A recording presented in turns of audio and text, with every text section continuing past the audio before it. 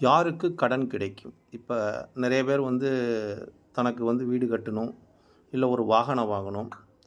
இப்படி ஏதாச்சும் ஒரு நிலைப்பாட்டுக்காக அரசாங்கத்து மூலியமா கடனுக்காக முயற்சி எடுத்துக் கொண்டிருப்பார்கள். அப்போ ஒரு ஜாதக ரீதியாக யாருக்கு கடன் கிடைக்கும் ஈஸியா என்று பார்த்தா, இப்ப கடனை குறிக்கக்கூடிய பாவம் பார்த்தீங்கன்னா, 6ஆம் இடம் தான். கடன், வம்பு, வழக்கு இதெல்லாம் குறிக்கக்கூடியது, நோய குறிக்கக்கூடியது 6ஆம் பாவம் தான். இந்த 6ஆம் பாவத்தை சூரிய பகவான் பார்த்துட்டாலும், குரு பகவான் பார்த்துட்டாலும், சனி பகவான் பார்த்துட்டாலும், செவ்வாய் பகவான் பார்த்துட்டாலும், இவங்களுக்கு அரசாங்கம் மூலியமாக கடன் கிடைக்கும். இல்லாட்டி தெரிஞ்சவங்க மூலியமாக கடன் கிடைக்கும். அப்ப இவங்களுக்கு ஏதோ ஒரு ரூபத்தில் கடனை வாங்கக்கூடிய ஒரு திறமை இவருக்கு உண்டு.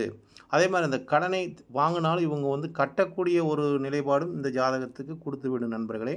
6ஆம் இடம் தான் வலிமையான பாவம். அதுதான் ஜெயிக்கக்கூடிய பாவம்.